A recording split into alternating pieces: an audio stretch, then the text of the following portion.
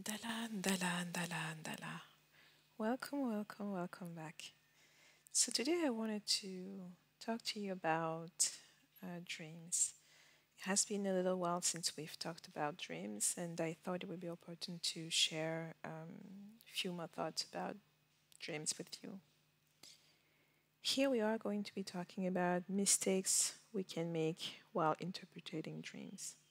So, in many of my previous videos about dreams, I've said that it's very, very important to experiment with your dreams and to test the information that's being provided to you within your dreams.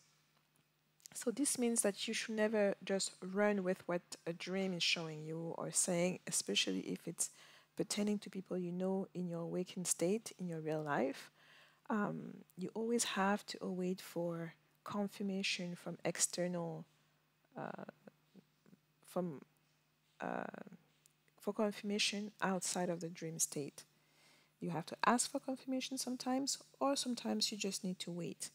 This is a fundamental reason why you can only know that this was a premonitory dream after you receive confirmation, after you saw everything else unfold. Until then, it's just a dream. And this is why you should be very careful when you're interpreting your dreams, especially when you're starting with it. Because when you finally started remembering your dreams, or you started paying attention to your dreams, maybe having a dream journal and noting everything that you remember when you wake up. In those first moments, it's very important that you take the time to wait, you take the time to corroborate what was said to you, to see what it means, what it doesn't mean. And the only way you will know that is with time. And I have to tell you, sometimes there are dreams that you can make and only understand the meaning 2, 3 years later. It doesn't mean you don't have an interpretation for it, but the confirmation of what it truly means can come days, weeks, months, or years later. Okay? And the way you looked at your dreams is always based on your own culture, your own experience, how you see certain things, what certain things mean to you. I've said before that you dream about an elephant. It may be the symbolism of the elephant may be related to your own personal culture. It may be related to something you keep personal or see personal within pop culture. It could be based on your religion. It could be so many different factors are within that. So the first point you will always go to is to think what this symbol means to me, without going to any symbolism books or anything like that. Try to jot down what it means to you fundamentally, and then you can go from there. And of course, it's helpful to have someone else who's been doing dream interpretation for a long time to help you through that path. But it's very important that even though this person is helping you, do not rely only on that person. Do not rely only on that person for the interpretation. See what this person is offering you, the perspective they're offering you, maybe also the reasons why they are basing on what they're basing their interpretation, so you can understand the process of deciphering your dreams. So you can understand the process of the information that's being spoken to you. And for me, dreams is not always about your subconscious. It's not always about what you've lived during the day. It could be information that comes to you because you need to be trained on something, you need to develop an aspect of your character. It may be information that takes you to other worlds, to other dimensions, to other time period, to other places. So there's a variability that is basically limitless. But the very important thing is to make sure you interpret it right, or that you let time confirm your interpretation of it. And I'm going to give you one common mistake, which is not truly a mistake in a way. It's more because of how we perceive energies when we have dreams with family members, for example, or dreams with people with family members. Let's start with that example. So if you have a dream and you're saying that something's happening to your sister, and you're convinced, the dream is showing you is premonitory, or it's showing that she's in danger. You wake up the next morning, maybe you call your sister, you ask her what's going on.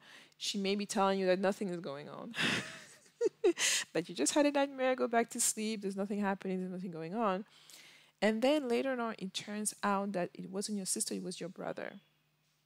Same, you could see somebody, a coworker, in your dream, and something's happening to this coworker. So you next day you go and talk to them, and it turns out it was not the coworker, it was the sister's coworker or her husband. And I'm giving you the examples to show that sometimes you can have an energetical imprint of someone that's showing you the direction where the event is going to take place. But it's very, very common that you may see a sister, a brother, people from the same family, or people who are married, mothers instead of the child, or the child instead of the mother, things like that, because of the energetical bond that they have. And this is not something it serves two purposes, at least two primary purposes. I'm told you there are more than that, but there are at least two primary purposes for that. Which means that if you are looking at it from a purely energetical perspective, and you cannot see a person because, let's say, your mom prays a lot for you, and if people are trying to look for you or do something to you, they may not be able to see you, they will see your mom because your mom is kind of covering you. So that's why I say it can happen with siblings, it can happen with kids, it can also happen with couples. And you don't necessarily need to be married. It's more of an energetical thing. Like, if somebody really cares about you, they may be the one being seen instead of you directly. So it provides some form of protection for the person that's being hidden spiritually, but it also exposes the person that's covering the other person, because they may be receiving attacks that they don't know where it's coming from, because they're covering this person, they're protecting that person. And it also means that in your dream interpretation, there may be some leeway in terms of like who's really at the center of what's being shown to you. And again, the it's not because you cannot be sure about who's the individual that's at the center that you should not do anything about the information. Sometimes it allows you to, as in the example, to go to your sister and say, hey, this and that, and she may say there's nothing happening with me. For you, what's going to happen is that you're going to have to wait for the time. You want to have to wait for time to pass by in order to get your confirmation. So after a few days or a few weeks, how would have you, it will be revealed to you who it was truly about. And once you have the confirmation, then it enables you to narrow things down. The next time you have something about your sister, you will see how different it feels from the first time and what happens. So it's through experiences only that you start to develop how this information is being shown to you and how to assess it. So mistakes are often made when people want to run with the information and see it as absolute, which you shouldn't. It only becomes absolute once you get the confirmation and it solidifies in the material world. So you may dream about a lot of different things, and some of the interpretation that you have of those things can be wrong. And this is why you have to be careful. This is why it's better for you to take a step back and wait for confirmation, so that you don't take action on things that you think are a certain way when they truly are not. So it calls on us to be patient. It's something that you will develop over time as you keep doing it, and to the point that as you do it over and over and over again, at some point it starts becoming natural to you. Either you have the automatic reflex to see, I'm seeing something about my extended family, my cousins. I don't know exactly who it is, even though they're showing me a particular person. And this also provides you some information. It enables you to see also who in your family, for example, is covering somebody else. It enables you to see also who has a stronger aura than others. So it gives you a bunch of information. It's just that it may not be exactly what you wanted, but in the process, you may be able to learn a lot about your family members or the people that the information is being given to you about. So just take the time and have the patience. Just take the time and have the patience to let everything sink in, and for you to receive the confirmation that you need in order to make your assessment, in order also to grow. Some of you may be just starting. You just grab your first dream journal and you don't know where to start or how to start. Well, just go to sleep and start with the first dream you remember. Write it down. It's only after days, weeks, months that you will know was it just a training dream. That it's only after some time that you will know what kind of dream you had. Because I see a lot of time people affirming that this is a premonitory dream, but it hasn't happened in real life, so it cannot be. It only becomes a premonition once it materializes. Once what was shown to you becomes a reality. Until then, it is just a dream. It's not a call for you to do something necessarily until you can corroborate that what you received and the interpretation that you're making of it is correct. Otherwise, you may be taking actions on things that are wrong or taking it the wrong way, and you may be impacting whatever information you received, or you may be interfering. And I know it's hard. Sometimes you receive something, it feels so real. You wake up and it feels so real. And you can be so convinced that it is a specific way and you run with it. All of that for days or weeks later to find out you were wrong. You were wrong in how you interpreted those things, and you were wrong about how you went about it. But the beauty of all of that is that even when you're wrong, you start learning. Use it as a learning, as a stepping stone, so that in the next dream you employ more patience.